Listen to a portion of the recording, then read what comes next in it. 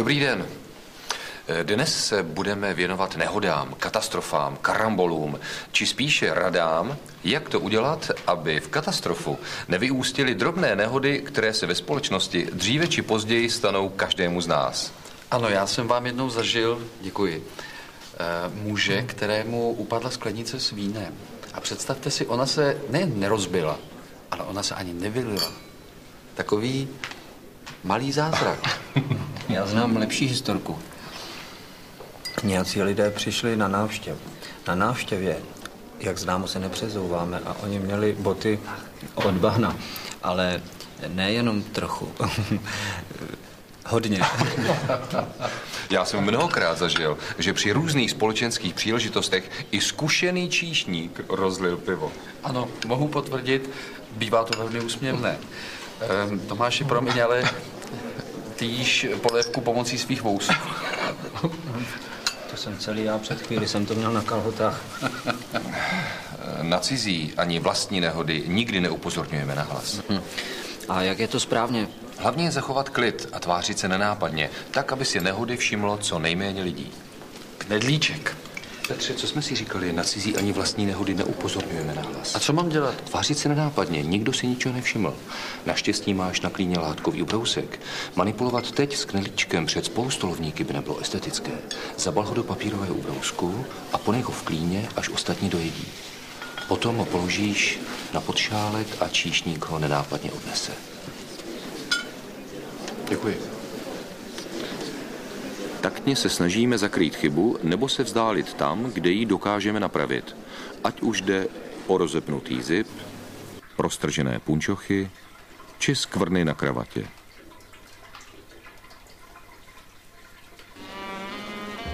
Petře, prosím tě, jak máš zapnutý to sako?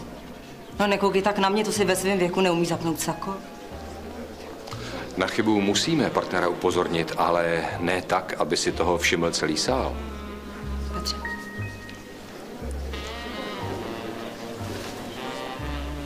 Ano, taktně a nenápadně. To bylo správně. Například tato dáma má rozepnuté šaty a zjevně o tom neví. Dříve či později na to přijde sama, v nejhorším případě až doma. Celou noc pak bude přemýšlet, kdo ji v této trapné situaci spatřil. Proto je správné ji taktně a nezištně pomoct. Ale nemůžeš zapínat šaty neznámé ženě. Ne, musíš ji taktně upozornit. Promiňte, na slovíčko. Máte rozepnutý šaty, vypadá to děsně. Samozřejmě, že ženě je příjemnější, když ji na podobnou nehodu upozorní také žena. Ostatně pro muže to platí stejně.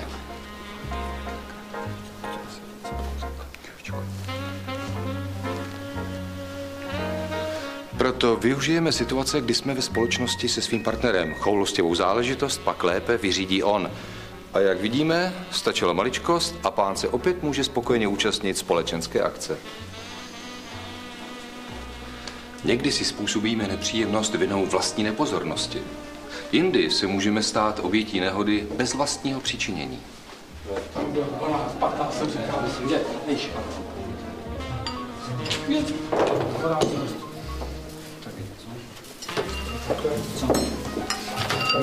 I když nás taková nehoda vyvede z míry, nenecháme na sobě nic znát a nikomu nic nevyčítáme.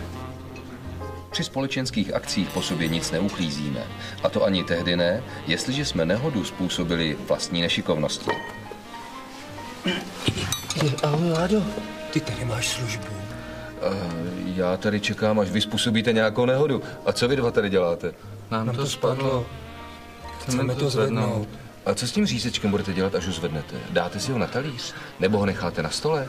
Nebo s ním budete chodit po sále a hledat servírku? No a co s tím teda? Nenápadně zakoupnout sem pod stůl.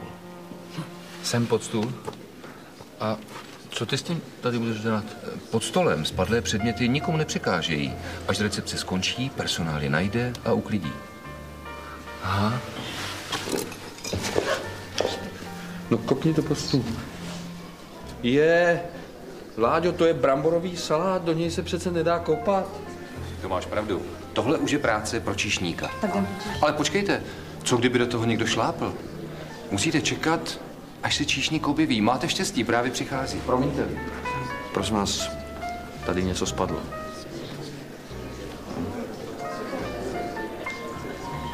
Teď můžeme jít.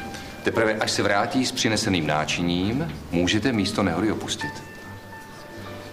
Po čokoládě já jsem naposled otekl, tak jsem zvědav, co se stane dneska. Tady pravá pařížská.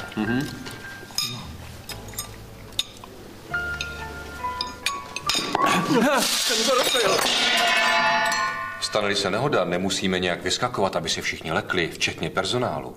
Podívejme se, jak by se taková situace měla řešit.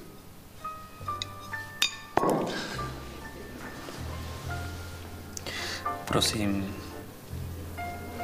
U stolu bývá číšník vždy na blízku a ten ví, jak si poradit. Tak jako u všech nehod, třeba dopravních, i u společenských, je vele důležitá prevence. Jedna důležitá rada. Před odchodem z domova si navzájem důkladně zkontrolujme oblečení. Před odchodem z toalety dvakrát zkontrolujme, zda je vše, jak má být.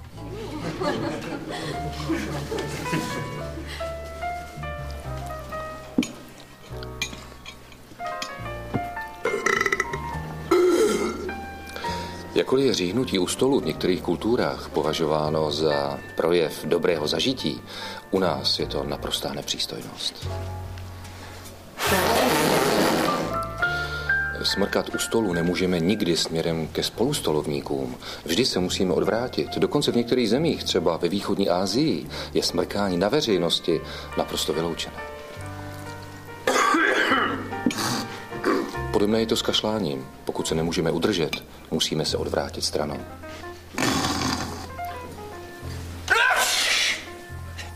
Kýchání je nejenom nespolečenské, ale také nehygienické. Vždy se odvrátíme a použijeme při něm kapesník. Mimochodem, nikdy nemůžeme smrkat například do ubrousku na stole, vždy použijeme vlastní kapesník. Ale naopak, pokud nám třeba, dejme tomu, kape káva ze šálku, musíme ho utřít ubrouskem, nikoli vlastním kapesníkem. A ještě o jedné kategorii nehod bychom se měli zmínit. A to je, jdeš jako na zavolanou. Alkohol. Jakkoliv je při společenských akcích nabídka alkoholu samozřejmostí, musíme být velmi obezřetní při jeho konzumaci. Míra spotřeby alkoholu je samozřejmě individuální, ale pozor, je-li na nás vidět, že jsme přebrali, dopouštíme se faux pas, a to je nehoda. Doma nás nikdo nevidí. V hospodě na růžku nám to asi prominou, ale třeba na podnikovém večírku by naše pověst mohla utrpět velké šrámy.